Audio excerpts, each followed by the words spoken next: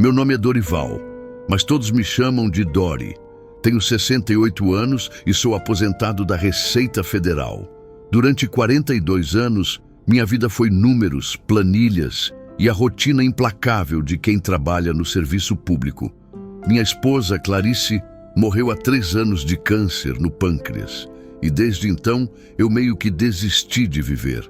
Vocês sabem como é, né? Depois de 45 anos de casamento, a casa fica um eco vazio. A televisão vira apenas um barulho de fundo para não enlouquecer no silêncio. Eu tinha me conformado com essa vida meio morta, acordando todo dia às 6 da manhã por puro hábito, tomando café preto sozinho na mesa que sempre foi para 2, lendo o jornal em voz alta como se a Clarice ainda estivesse ali para me ouvir reclamar da política. Meus filhos, Marcelo e Patrícia, apareciam de vez em quando, sempre com aquele olhar de pena que me deixava mais deprimido ainda. Pai, o senhor precisa sair mais. Pai, vai fazer mal ficar só em casa. Mas como explicar que sair não fazia sentido quando a única pessoa que eu queria ao meu lado não estava mais aqui? Tudo mudou numa quinta-feira chuvosa de março, quando resolvi ir ao posto de saúde fazer uns exames de rotina. Estava sentado na sala de espera, folheando uma revista velha, quando uma voz doce perguntou: "Posso sentar aqui?" Levantei os olhos e vi uma mulher de cabelos grisalhos, presos num coque meio desarrumado, óculos de leitura pendurados no pescoço e um sorriso que me lembrou do sol depois de uma tempestade. Era Helena, 65 anos, professora aposentada de português, viúva há 5 anos. O que começou como uma conversa casual sobre o tempo e a demora do atendimento se transformou em 2 horas de papo que fluiu, como se nos conhecêssemos há décadas. Helena tinha uma risada gostosa e falava com uma paixão contagiante sobre os livros que lia, os netos que adorava e as plantas que cultivava no apartamento onde morava sozinha. Quando chamaram meu nome para a consulta, senti uma pontada de decepção. Não queria que aquela conversa terminasse. "Escuta, Dori", ela disse quando me levantei. "Eu venho aqui toda quinta para fisioterapia. Se quiser, podemos tomar um café depois da próxima sessão." Meu coração disparou de um jeito que não acontecia há anos.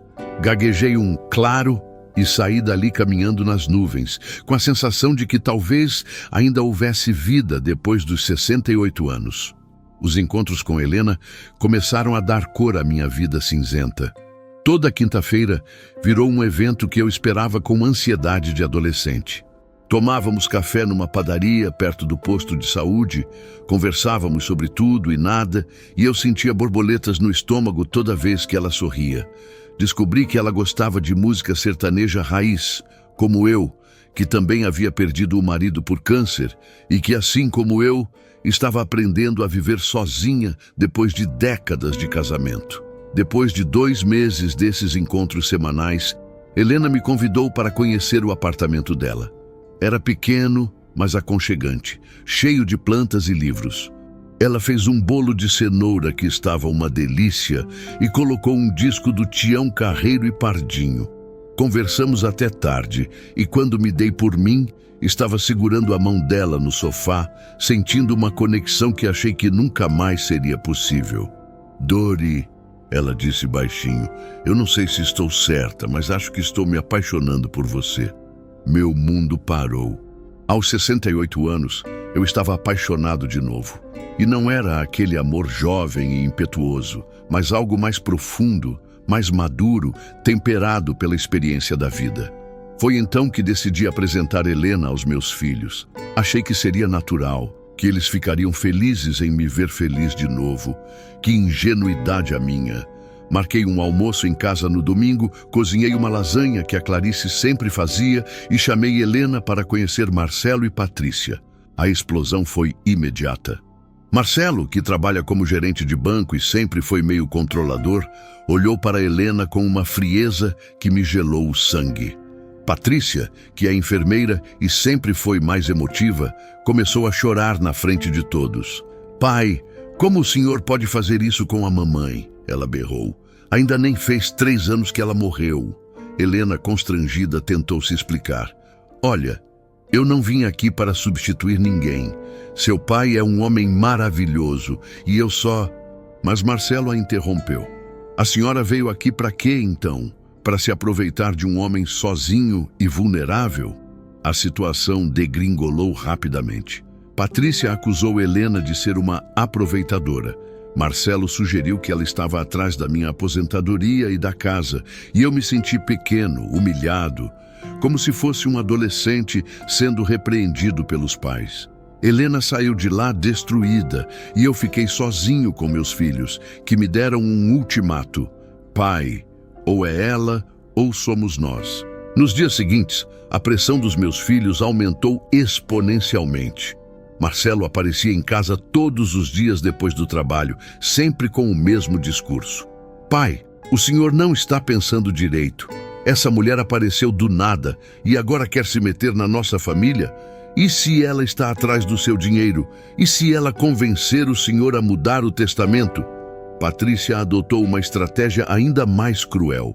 Começou a trazer fotos da Clarice, relembrar momentos especiais que vivemos juntos, chorar na minha frente, falando sobre como a mãe dela ficaria magoada se soubesse que eu estava traindo a memória dela. Pai, vocês prometeram amor eterno na igreja. Como o senhor pode esquecer disso? O pior de tudo é que eles envolveram os netos. Meu neto Rafael, de 16 anos, filho do Marcelo, me procurou com os olhos cheios de lágrimas. Vô, meu pai diz que o senhor tem uma namorada e que não gosta mais da vovó Clarice. Isso é verdade? Meu coração se despedaçou. Como explicar para um adolescente que amar alguém novo não significa esquecer quem já se foi? Helena, coitada, estava sofrendo tanto quanto eu. Começou a receber ligações anônimas, provavelmente da Patrícia, dizendo que ela era uma destruidora de famílias e que deveria procurar homem da sua idade em outro lugar. Numa dessas ligações, alguém chegou a ameaçar. Se não deixar o Dori em paz, vamos contar para todo mundo no seu prédio que tipo de mulher você é. Eu me sentia dividido entre o amor que sentia por Helena e a pressão esmagadora dos meus filhos. Comecei a ter crises de ansiedade, não dormia direito e minha pressão arterial disparou. Dr. Eduardo, meu médico há mais de 10 anos, ficou preocupado. Dori, o que está acontecendo com você? Seus exames estão alterados. Você está visivelmente estressado. Foi então que aconteceu algo que mudou completamente o rumo da história. Helena me procurou, chorando, dizendo que não aguentava mais a pressão e que talvez fosse melhor terminarmos. Dori, eu te amo, mas não quero ser a responsável por destruir sua família. Seus filhos têm razão. Talvez seja muito cedo. Talvez eu seja egoísta demais. Naquela noite, sozinho em casa, tive uma crise que quase me levou ao hospital. Dor no peito, falta de ar, desespero total. Foi quando liguei para o Marcelo e ele veio correndo. No caminho para o pronto-socorro, no carro, ele disse algo que me deixou em choque. Pai, eu pesquisei sobre essa Helena. Ela já foi casada 3 vezes e todos os maridos dela morreram, deixando herança para ela. O senhor não acha suspeito demais? Meu mundo desabou. Será que eu estava sendo enganado? Será que Helena realmente era o que meus filhos estavam dizendo? A dúvida começou a corroer minha mente como um veneno. A revelação do Marcelo sobre os 3 maridos mortos de Helena me deixou em estado de choque.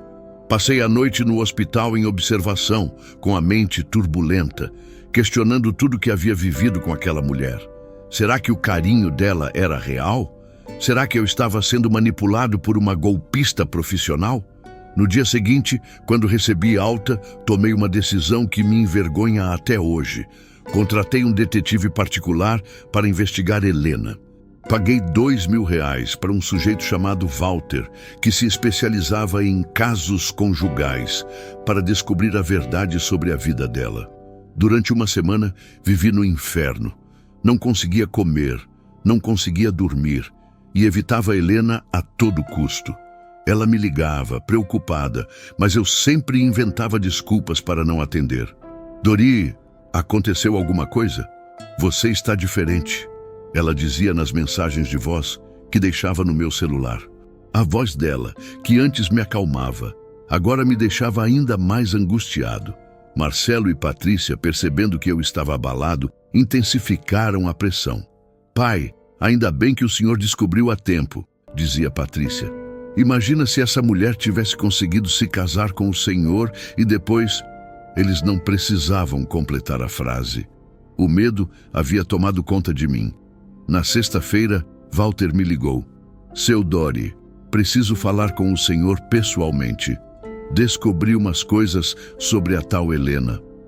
Marcamos de nos encontrar num bar perto de casa.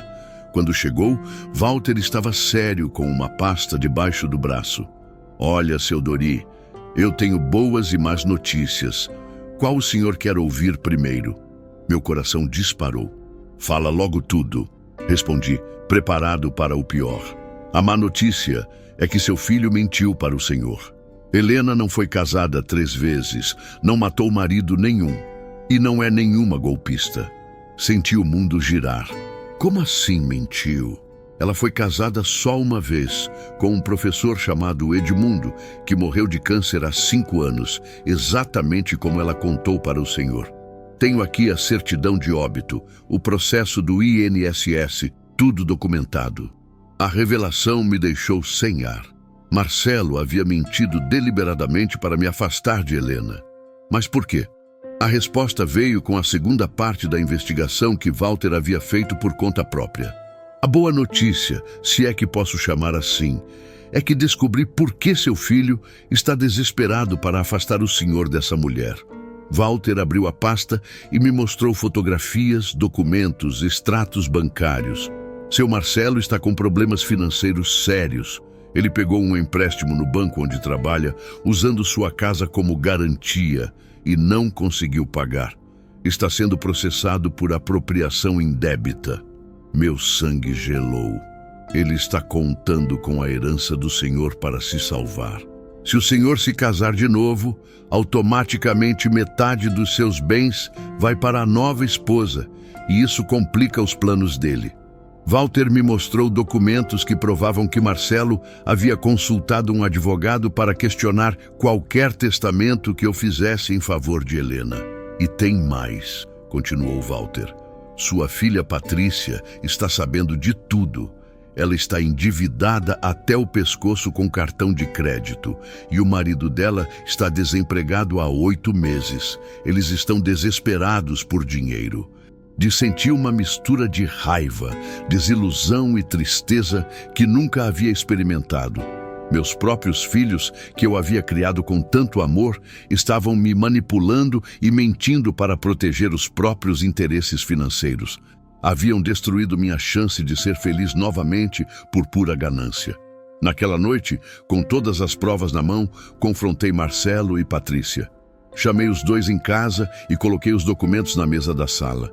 Vocês podem me explicar isso aqui? A cara de desespero dos dois me confirmou tudo o que eu precisava saber.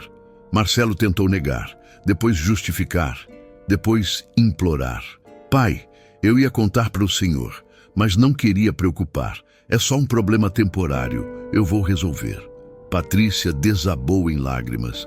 Pai, perdão, a gente não queria machucar o senhor, mas estamos desesperados. Se o senhor se casar e dividir a herança, o que vai sobrar para os seus netos?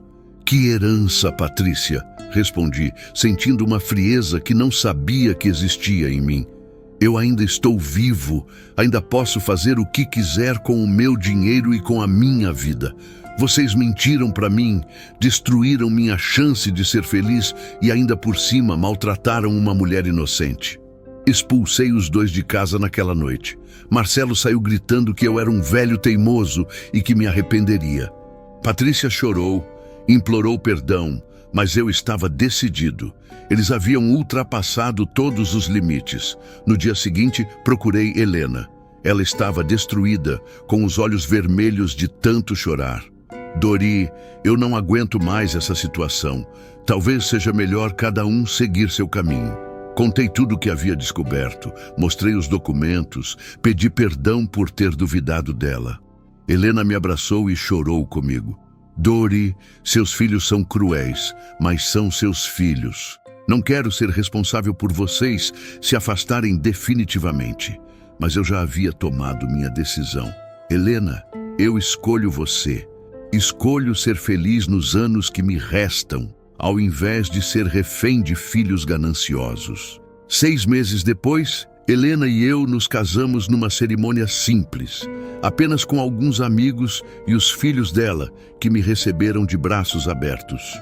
Mudei meu testamento, deixando a casa e metade da minha aposentadoria para Helena, e a outra metade para meus netos, que não tinham culpa dos pais gananciosos. Marcelo e Patrícia tentaram me processar, alegando que eu estava senil e sendo manipulado, mas não conseguiram provar nada. A perícia médica confirmou que eu estava em perfeitas condições mentais para tomar minhas próprias decisões. Hoje, 2 anos depois, sou um homem realizado. Helena e eu viajamos, cuidamos das plantas juntos, lemos livros na varanda e eu descobri que é possível, sim, amar profundamente 2 vezes na vida. Meus filhos se afastaram, mas foi a melhor coisa que me aconteceu. Prefiro ter uma família pequena e verdadeira do que filhos que só me veem como uma conta bancária. Às vezes, os netos me visitam escondido dos pais e eu sempre digo para eles: lembrem-se, o amor verdadeiro não tem idade e família não é só quem tem o mesmo sangue. Família é quem te ama de verdade. E quando vejo o sorriso da Helena toda manhã, tenho certeza de que fiz a escolha certa. A vida me ensinou que nunca é tarde para recomeçar e que às vezes precisamos ter coragem de cortar os galhos podres da árvore para que ela possa florescer de novo. Meus filhos me decepcionaram, mas Helena me devolveu a vontade de viver. E isso, senhores, não tem preço.